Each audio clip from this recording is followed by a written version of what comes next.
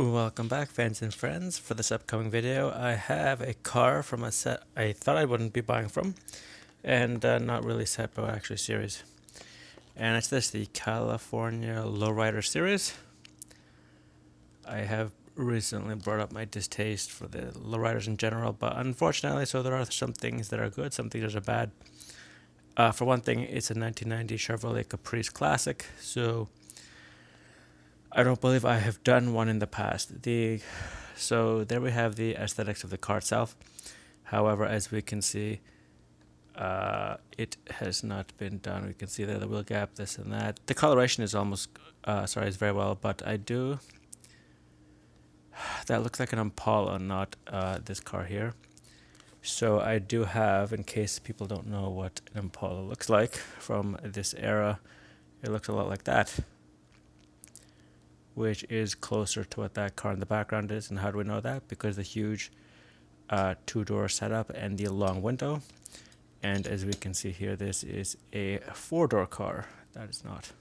And the little Impala there jumping. Anyway, we'll get to why that's probably not specific to this car. So they haven't done what they normally do and make the package for the car. 14 plus 164. Limited edition and die-cast metal, and it is not a sticker. I believe they're moving away from the stickers and to the ink. We can see there 2176 just behind the rear left wheel. There's a number. Anyway, we'll get to it when I get out of the package. I do like that though, the rear wheel setup there. And so unfortunately it does not look like the hood will open. So that'll come up a little bit later in the series of videos, because every other car I'm going to do will have an opening hood except for this one. And so the other vehicles in this series I may or may not get is this one here, the Chevrolet Bel Air, because I've never done one before. 1964 Impala. I just showed it to everybody. So this is the Vintage Ad series. This is 1963 Impala. But I am confident it is extremely similar to what the 1964 is. Monte Carlo 1970, I have done just a really nice 1974 from the Greenlight series. Hollywood, Counting Cars, that one was pretty good. Cadillac Coupe de Ville, I've done one, and a sedan. Hitch trailer, so I'm probably not going to get that. And obviously this 1990s right there. And as usual, what I do like is they go from oldest to newest. So in case you're thinking, well, how does this go? The other thing that you'll notice here is that I just noticed this right now, is they're all GM vehicles.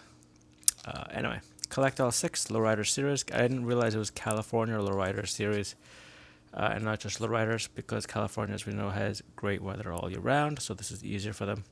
But anyway, 238 of last year, and 14562M, and then all the same stuff. And we know this is a very new series, 14 plus 164.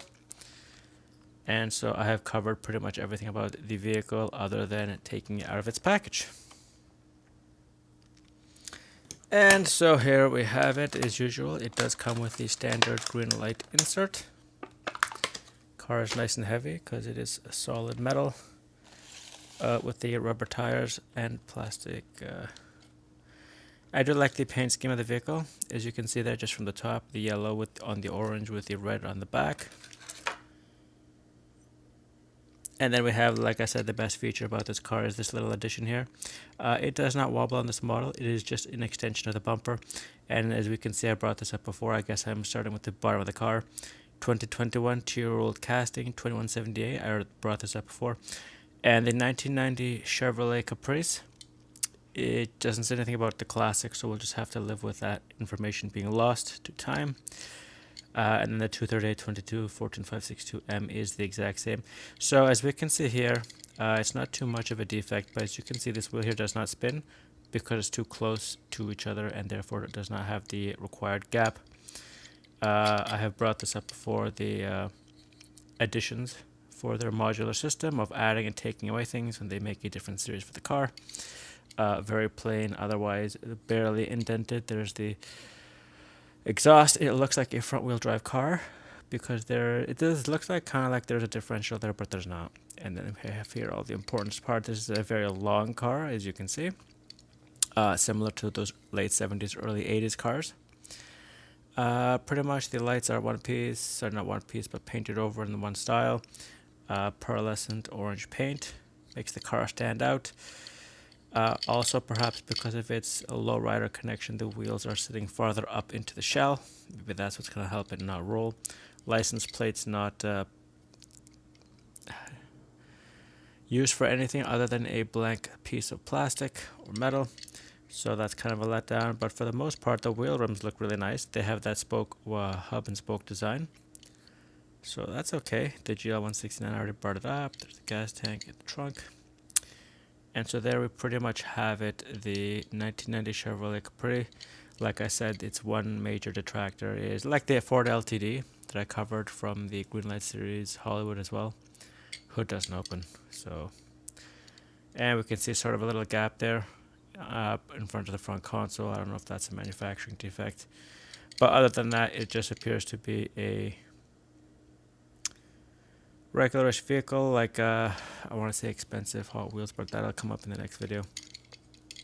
More or less, we're just going to give it its roll test, and like as you can see there, it does not want to roll. Perhaps because of the wheels being so far into the vehicle. But the wheels otherwise, like I said, there's no overarching defects to them. Maybe some gaps for the white walls, but that's about it. So there we have it. 1990 Chevrolet Caprice Classic from Greenlight's California Lowrider Series 2. This is Thomas from Toronto, and thanks for watching.